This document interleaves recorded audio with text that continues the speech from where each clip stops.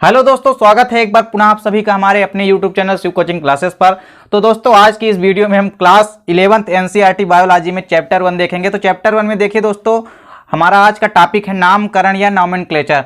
तो देखिए दोस्तों, नॉमेनक्लेचर क्या होता है। देखिए दोस्तों, बेसिकली हम जब किसी भी पर्टिकुलर जीव की खोज करते हैं तो उसको पहचान करके एक क्या दिया जाता है, एक उसको उचित नाम दिया जाता है। तो देखिए दोस्तों, इनको नाम हम क्या कर सकते हैं दोस्तों, दो प्रकार से नाम दे सकते हैं। तो जीवों के नाम जो है बेसिकली दोस्तों दो प्रकार के होते हैं। देखिए तो पहला नाम तो क्या होता है दोस्तों, जो पहला नाम है वो तो हो गया साधारण या देसी नाम होता है। क्या कहा दोस्तों हमने, पहला नाम होता है साधारण या देसी नाम। वहीं इसके अलावा जो दूसरा नाम होता है वो वैज्ञानिक नाम या साइंटिफिक नेम। तो देखिए दोस्तों, सबसे पहले तो अपन देखेंगे साधारण या देसी नाम क्या होते हैं। तो चलिए दोस्तों हम देखते हैं साधारण या देसी नाम। तो देखिए दोस्तों, ये साधारण या देसी नाम क्या होते हैं। देखिए दोस्तों, ये प्रायः स्थानीय नाम होते हैं, यानी ये जहाँ जिस स्थान विशेष में रहते हैं दोस्तों, ये वहाँ के स्थानीय नाम होते हैं। ये नाम किसी विशेष गुण की ओर संकेत करते हैं और ये नाम किसी पर्टिकुलर स्पेशल कैरेक्टर की ओर उनकी संकेत करते हैं, यानी उनके किसी विशेष गुण की ओर क्या कर सकते हैं, संकेत करते हैं ये। देखिए दोस्तों, साधारण नाम जो होते हैं प्राय स्थानीय नाम होने के कारण क्या होते हैं दोस्तों, ये भिन्न भिन्न क्षेत्रों अथवा स्थानों अथवा देशों में अलग अलग होते हैं। यानी अलग अलग क्षेत्रों में इनके नाम क्या हो जाते हैं दोस्तों, स्थानीय नाम क्या होते हैं, अलग अलग होते हैं। देखिए दोस्तों, इसके अतिरिक्त एक ही देश में एक ही जीव को अलग अलग स्थानीय नामों से जाना जाता है। क्या कहा दोस्तों हमने कि एक ही देश में एक ही जीव को क्या होता है, अलग अलग स्थानीय नामों से जाना जाता है। जैसे दोस्तों यदि हम बात करें तो देखिए दोस्तों, अलग अलग स्थानीय नामों से जाना जाता है। देखिए जैसे यहाँ पे हमारे पास क्या है, जैसे गौरैया है। गौरैया जो भारतीय पक्षी होती है दोस्तों, इसको देखिए दोस्तों क्या होता है, इसको इंग्लैंड में हम क्या कहते हैं दोस्तों, इंग्लैंड में हम हाउस स्पैरो के नाम से जानते हैं। वहीं स्पेन में यदि हम बात करें तो इसको हम क्या कहते हैं, पार्डुल कहते हैं। इसके अलावा दोस्तों यदि हम हॉलैंड में बात करें तो हॉलैंड में हम भारतीय गौरैया को क्या कहते हैं, मूस के नाम से जानते हैं। जापान में दोस्तों यदि हम स्थानीय साधारण या देसी नाम की बात करें तो जापान में इसको क्या हम सुजून के नाम से जानते हैं। देखिए दोस्तों, इस प्रकार हम कुत्ते को भी क्या होता है दोस्तों, इसी प्रकार कुत्ते को भी क्या कहते हैं, अंग्रेजी में क्या कहते हैं दोस्तों, इसको हम डॉग कहते हैं। देखिए दोस्तों, कुत्ते को हम क्या कहते हैं, अंग्रेजी में डॉग कहते हैं। वहीं यदि हम इसको तमिल में बात करें दोस्तों तो तमिल में हम कुत्ते को क्या कहते हैं, नाई कहते हैं। वहीं बंगाल में यदि हम बात करें कुत्ते को दोस्तों तो कुकुर कहते हैं। तो देखिए दोस्तों, इस प्रकार से किसी भी जीव को क्या होता है, अलग अलग देशों में विभिन्न स्थानीय नामों से जाना जाता है। यानी पर्टिकुलर यदि हम एक देश में भी यदि बात करें तो एक देश में भी क्या होता है कि अलग अलग जगहों में क्या होता है, किसी भी जीव का नाम अलग अलग क्षेत्रों में अलग अलग होता है। देखिए दोस्तों, कभी कभी क्या होता है कि कभी कभी अलग अलग जंतुओं के लिए एक ही नाम प्रयोग किया जाता है। क्या कहा दोस्तों हमने कि अलग अलग यदि जंतु है उसके लिए भी हम एक ही नाम प्रयोग करते हैं। देखिए दोस्तों, जैसे जो हमारा अर्थवाम होता है या केचुआ देखिए दोस्तों, जो हमारा अर्थवाम है और इसके अलावा यदि हम बात करें अर्थवाम और एस्कैरिस, देखिए दोस्तों इन दोनों के लिए एक ही नाम केचुआ प्रयोग किया जाता है। इसको यानी हम सामान्य भाषा में दोस्तों अर्थवाम और एस्कैरिस दोनों के लिए हम क्या करते हैं, एक ही शब्द यूज करते हैं जिसको हम केचुआ कहते हैं। क्योंकि दोनों दोस्तों स्ट्रक्चर में या कि दोनों एकदम देखने में सेम होते हैं। कौन कौन से दोस्तों, अर्थवाम और एस्कैरिस। देखिए तो इनके लिए एक सामान्य नाम प्रयोग किया जाता है केचुआ, दोनों के लिए एक ही नाम प्रयोग किया जाता है। इन कारणों के चलते किसी जीव के लिए ऐसे नाम की आवश्यकता उत्पन्न हो जाती है जिसे संपूर्ण विश्व के वैज्ञानिक आसानी से समझ सकते हैं। अब देखिए दोस्तों, क्या होता है कि यहाँ पे क्या था कि अलग अलग जंतुओं के लिए एक ही नाम प्रयोग किया जाता है। तो इस प्रकार में क्या हो जाता है कि किसी भी पर्टिकुलर यदि जीव है उसको अलग अलग देशों के यदि वैज्ञानिकों को क्या हो जाता है कि आसानी नहीं होती है इसको समझने के लिए। तो यदि इसके लिए एक पर्टिकुलर कोई एक नाम हो तो उनको क्या हो जाएगी, उनके स्टडी करने में या उनको समझने में क्या हो जाएगी, आसानी हो जाएगी। चलिए दोस्तों, जो हमारा दूसरा नाम है वो क्या है, वैज्ञानिक नाम या साइंटिफिक नेम।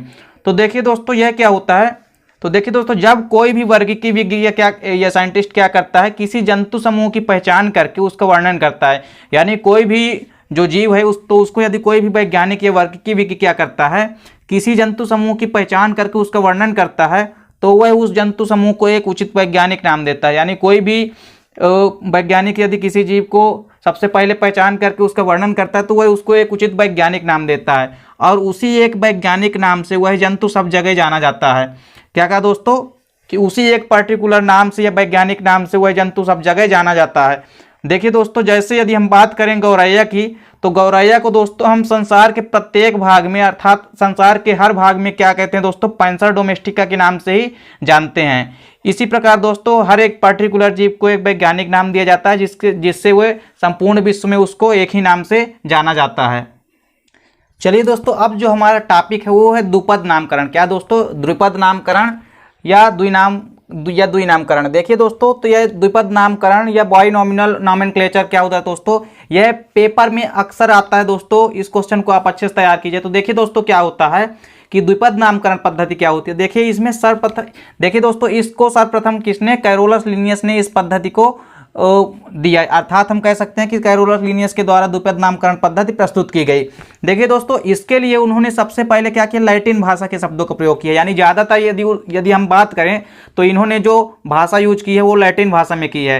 देखिए दोस्तों, इस व्यवस्था के अनुसार प्रत्येक जाति को दोहरा नाम दिया जाता है, अर्थात प्रत्येक जाति के दो नाम होते हैं। क्या कहा दोस्तों हमने कि प्रत्येक जाति को दोहरा नाम दिया जाता है, अर्थात प्रत्येक जाति के नाम में दो नाम होते हैं।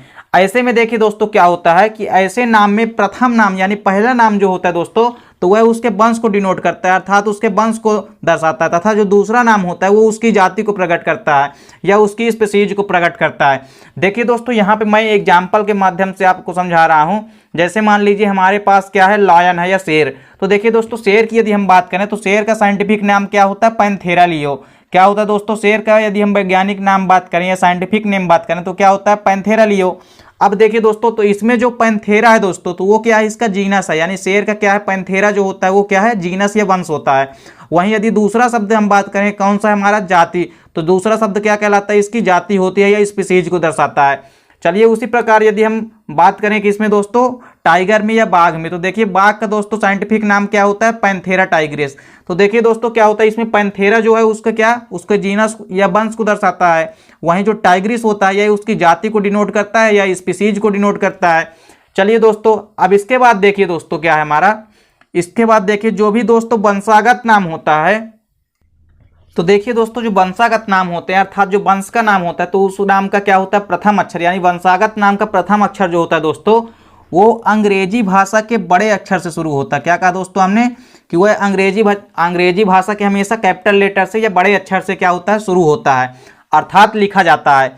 क्या कहा दोस्तों हमने कि वंशागत नाम का जो प्रथम अक्षर होता है वो अंग्रेजी भाषा के यानी बड़े अक्षर में यानी कैपिटल लेटर में क्या होता है, शुरू होता है या शुरू में लिखा जाता है। यानी जो स्टार्टिंग इसकी होती है वो क्या होती है, बड़े अक्षर से या कैपिटल लेटर से होती है।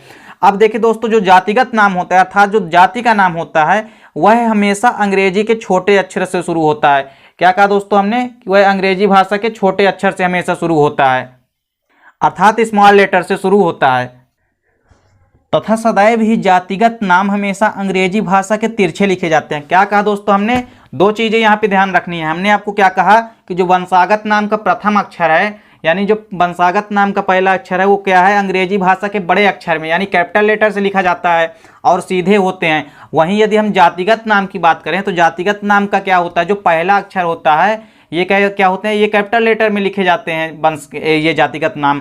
और ये भी कैसे होते हैं, ये सदैव ही जातिगत नाम जो होते हैं दोस्तों हमेशा अंग्रेजी भाषा में तिरछे लिखे जाते हैं। यानी दोस्तों ये सीधे नहीं लिखे जाते, ये हमेशा तिरछे लिखे जाते हैं। चलिए यहाँ पे हम आपको एग्जांपल में समझा रहे हैं। देखिए हमारे पास क्या दोस्तों, डॉग, यानी डॉग मतलब कुत्ता। देखिए दोस्तों, कुत्ते का जो वैज्ञानिक नाम होता है या साइंटिफिक नेम होता है तो क्या होता है, कैनिस फैमिलियरिस होता है। तो देखिए दोस्तों, कैनिस फैमिलियरिस में क्या होता है, ये जो कैनिस है ये तो क्या इसका जीनस का नाम है, और इसमें फैमिलियरिस क्या है दोस्तों, इसके स्पीशीज का नाम है। तो देखिए दोस्तों, यहाँ पे क्या है, जो कैनिस है हमारा, तो कैनिस के अक्षर देख सकते हो, जो पहला स्टार्टिंग अक्षर है वो क्या है, ये तो वंश का नाम है। तो वंश का नाम हमने आपको क्या होता है कि जो पहला अक्षर वो क्या होता है, कैपिटल लेटर, ये बड़े अक्षर से लिखा जाता है। तो यहाँ पे जो हमारा सी है वो कैपिटल लेटर से लिखा है, बड़े अक्षर से। अब देखिए दोस्तों, जो हमारा स्पीशीज नेम है तो पहला क्या है, वो स्मॉल लेटर में होता है। तो देखिए दोस्तों, यहाँ पे स्मॉल लेटर में है, और वो भी कैसे हैं, देखिए जो जातिगत नेम है उसको हमने तिरछे अक्षरों में लिख रखा है, यानी अंग्रेजी भाषा के तिरछे अक्षरों में लिखे जाते हैं। तो इस चीज़ को आप ध्यान में रखिए। तो दोस्तों आई होप कि ये वीडियो आपको अच्छी लगी होगी। दोस्तों यदि आपको वीडियो अच्छी लगती है तो आप वीडियो को लाइक करें और कमेंट करें, और साथ ही साथ अपने दोस्तों के बीच शेयर करें। देखिए दोस्तों, जो द्विपद नामकरण पद्धति है ये पेपर की दृष्टि से काफ़ी इंपॉर्टेंट है। तो ये पेपर में अक्सर पूछी जाती है दोस्तों कि द्विपद नामकरण पद्धति को समझाइए। तो देखिए दोस्तों, द्विपद नामकरण पद्धति को आपको अच्छे से तैयार कर लेना है दोस्तों, ये पेपर में पूछा जाता है। चलिए दोस्तों, तो वीडियो यदि आपको अच्छी लगी हो तो आप लाइक कमेंट और शेयर करें। चलिए दोस्तों, मिलते हैं आपसे नेक्स्ट वीडियो में। तब तक के लिए जय हिंद, वंदे मातरम।